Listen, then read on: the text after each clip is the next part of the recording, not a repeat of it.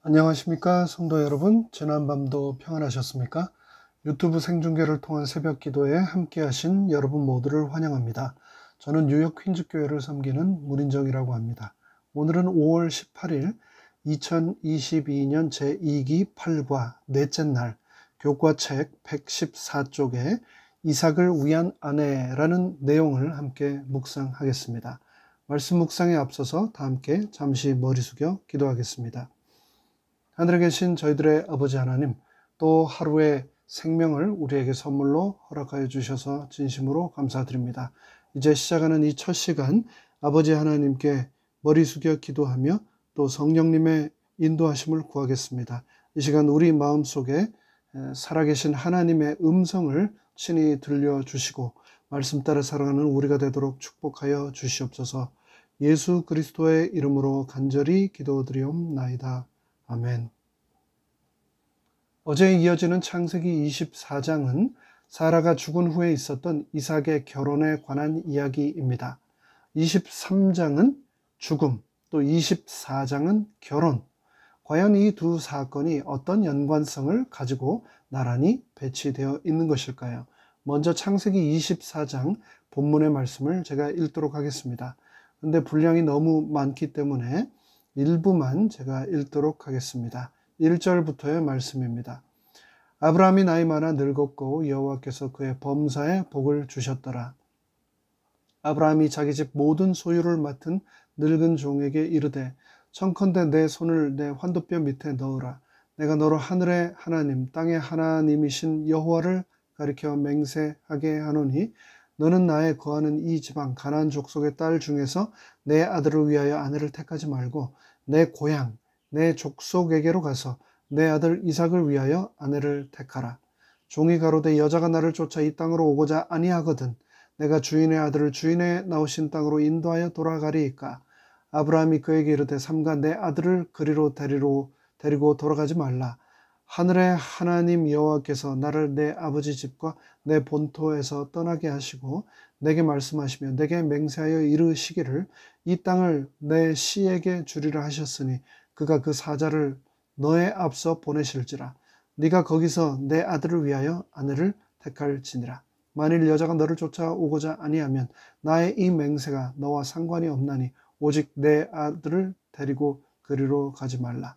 종이 이에 주인 아브라함의 환도뼈 아래 손을 넣고 이 일에 대하여 그에게 맹세하였더라. 마지막 67절의 말씀을 읽겠습니다. 이삭이 리브가를 인도하여 모친 사라의 장막으로 들이고 그를 취하여 아내를 삼고 사랑하였으니 이삭이 모친 장사 후에 위로를 얻었더라. 저의 짧은 지난 시간 사역의 순간들을 되돌아보면 참 감사하고 보람된 순간들이 많았는데요. 어린이 사역, 장년 사역, 또 노인 사역뿐 아니라 특별히 청년 사역, 또 청년 사역 중에서도 결혼을 통해 아름다운 재림 가정을 맺는 모습을 바라보는 것은 목회자로서의 가장 큰 축복 중에 하나였습니다. 저는 개인적으로 중매에 그리 달란트를 많이 받은 것 같다라는 생각은 들지 않습니다. 하지만 상황에 의해 필요하다면 항상 나름 최선을 다했습니다. 그런데 대부분의 경우 대상자를 소개할 때 제일 먼저 부탁하는 것이 상대의 사진을 보고 싶다라는 것이었습니다. 첫 인상은 어떤지, 그 외모에 호감이 가는지를 살핀 후 그리고 나서도 관심이 있으면 페이스북이나 다른 SNS를 통해서 서로 개인적으로 연락을 가진 후 관계가 진전되기도 하고 혹은 몇 번의 부담 없던 만남으로 끝나기도 하는 거지요. 그런데 지금이야 그렇지만 지금 이 새벽 교과 방송을 들으시는 대부분의 기성세대 우리 어르신들은 아마도 지금과는 다른 방법으로 현재의 배우자들을 만난 분이 많으시리라 생각합니다. 물론 연애를 통해서 결혼하신 분들도 계시겠지만 많은 경우 부모님 혹은 친지들을 통한 중매를 통해서도 결혼을 많이 하신 것으로 알고 있습니다. 이를 영어로 표현하기를 blind date라고 하지요.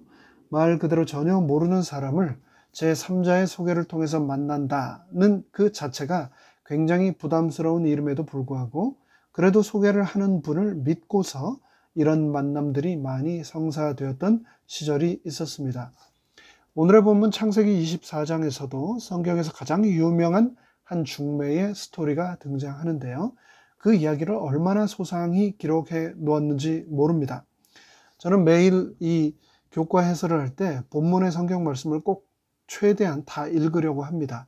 그런데 오늘 창세기 24장은 너무나 길어서 다 읽을 수가 없었습니다. 총 67절이나 되기 때문입니다.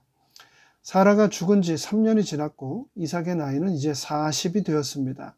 그래서 아브라함은 이제 이삭의 결혼을 위해 적극적으로 배우자를 찾는 일을 시작합니다.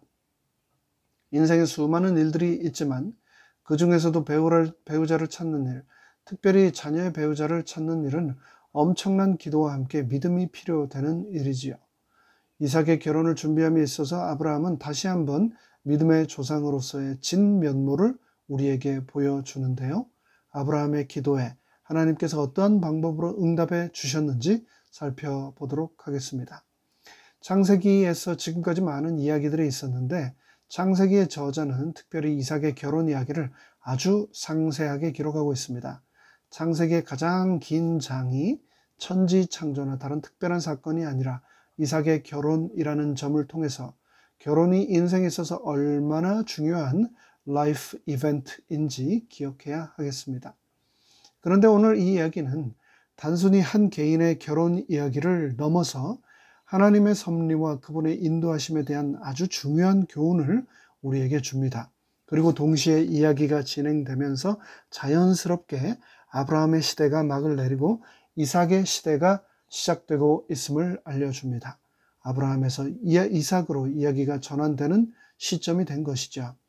이삭의 아내를 찾아서 가정을 이루게 하는 것이 아브라함의 인생에서 남은 마지막 숙제라 할 수 있는데 그래야 하나님께서 약속하신 축복이 후손들에게 이어질 수 있었기 때문이었습니다. 그래서 아브라함은 그의 종 엘리에셀을 불러서 명령합니다. 아브라함이 자기 집 모든 소유를 맡은 늙은 종에게 이르되 청하건대 내 허벅지 밑에 너의 손을 넣으라. 내가 너에게 하늘의 하나님 땅의 하나님이신 여호와를 가리켜 맹세하게 하노니 너는 내가 거주하는 이 지방 가나안 족속의 딸들 중에서 내 아들을 위하여 아내를 택하지 말고 나의 고향 나의 족속에게로 가서 내 아들 이삭을 위하여 아내를 택하라 라고 명령을 하는 것이죠. 이제 아브라함은 자신의 종을 고향으로 보냅니다. 종이 이 명령을 수행하려면 수천 킬로미터에 달하는 먼 거리를 여행해야 합니다. 그런데 한번 생각해 볼까요? 먼 길을 가느라 고생하는 것은 그렇다 해도 가는 길에 어떤 일이 있을지 누구를 또 어떤 위험을 만나게 될지도 모르는데 과연 그 길을 간다 한들 그곳에서 과연 어떤 여자가 어떤 아가씨가 이 늙은 종의 말만 믿고서 낯설고 먼 시집을 오려고 할까요? 여자 입장에서는 자신이 결혼하게 될 신랑을 볼 수도 없습니다. 신랑이 어떤 사람인지도 모르는데 낯설고 먼 곳으로 어떻게 누가 이민을 오려고 하겠습니까? 전화를 할 수 있는 것도 아니고 인터넷이나 SNS를 통해서 정보를 주고받을 수도 없었습니다. 혹시 마음에 안 들면 취소하고 다시 돌아올 수 있는 길도 아닙니다. 한 번 가면 다시는 돌아올 수 없는 길인데 말입니다. 그래서 이 지혜로운 종 엘리에셀은 아브라함에게 제안을 합니다. 그 길을 자기 혼자 가지 않고 이삭을 좀 데리고 갈 수 있겠습니까? 라고 부탁을 하는 것이죠.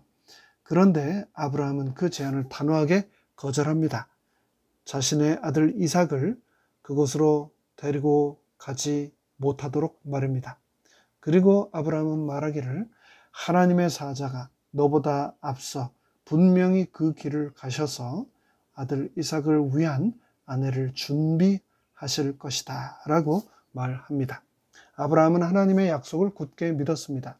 자기가 딛고 서 있는 가나안 땅을 이삭을 통하여 하늘의 별과 같이 바다의 모래같이 땅의 수많은 민족을 이루겠다고 하나님께서 하셨던 그 약속을 기억하고 하나님께서는 모든 것을 자신의 종이 가는 그 길에 앞서서 예비하시고 준비해 놓으셨을 것을 아브라함은 믿었던 것입니다.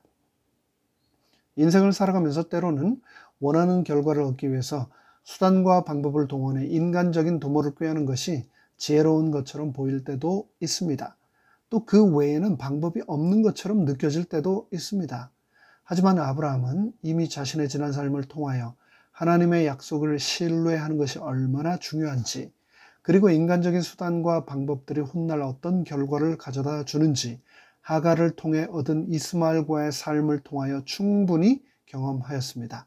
아브라함은 더 이상 어떻게 해서든 수단과 방법을 가리지 않고 이삭을 결혼하게 해달라고 매달리지 않았습니다. 대신 그는 하나님의 약속을 더욱 신뢰하기로 결심했습니다.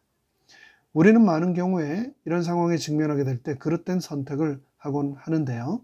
하나님의 약속을 신뢰하며 그 안에서 방법을 찾기보다 현실적인 문제를 피할 수 있는 타협안을 찾는 경우가 얼마나 많았던지요. 다들 그렇게 하면서도 잘만 살던데요? 왜 굳이 꼭 그렇게 해야만 합니까? 라고 스스로 질문할 수도 있습니다. 그리고 그렇게 하지 않으면 나만 손해 볼 것 같은 느낌도 듭니다. 그렇게 유별나게 하지 않아도 적당히 하나님 믿는 사람들도 잘 살던데, 그것이 더 지혜롭게 느껴지던데 왜 굳이 우리는 그분의 신실하심과 그분의 약속만을 끝까지 신뢰해야 할까요? 오늘의 본문 창세기 24장을 통해서 펼쳐지는 이삭의 결혼 이야기를 통해서 이에 대한 분명한 해답을 우리는 얻게 됩니다. 7절에서 아브라함이 말했죠.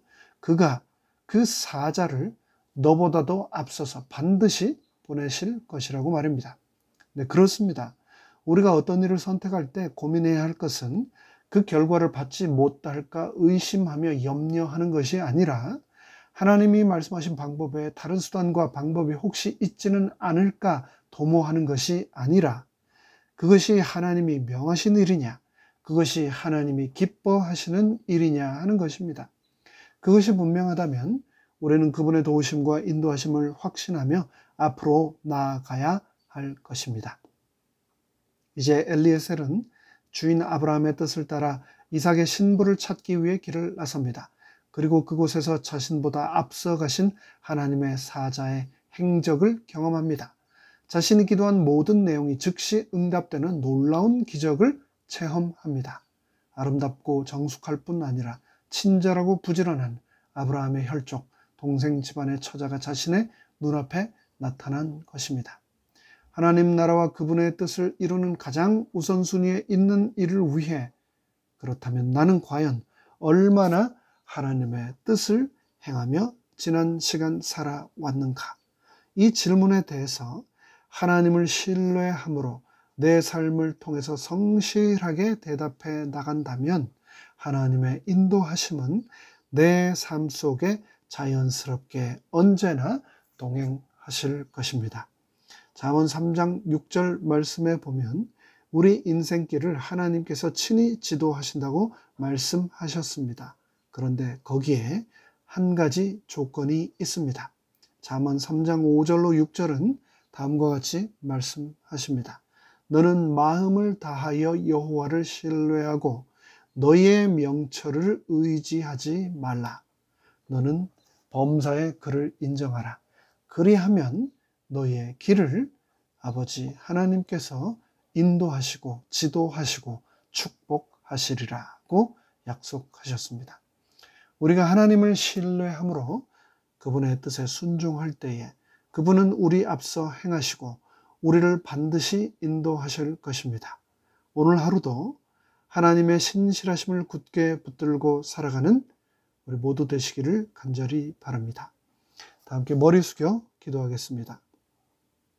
하늘에 계신 저희들의 아버지 하나님, 나의 인생이라고, 내 선택이라고 그동안 얼마나 내 이기심과 내 명철에 의지하여 그릇된 선택들을 하면서 살아왔는지 이 아침 다시금 되돌아보며 회개와 반성을 하게 됩니다.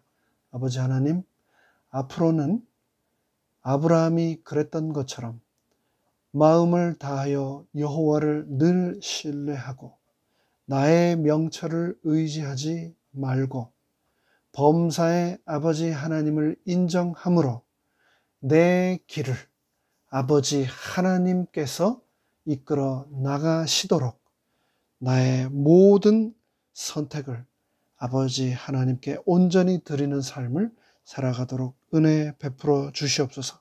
그러므로 하나님께서 예비하신 아내를 이삭에게 줄 수 있었던 아브라함처럼, 그가 받았던 축복처럼 내 삶도 축복으로 가득 찬 삶을 살게 인도하여 주시옵소서.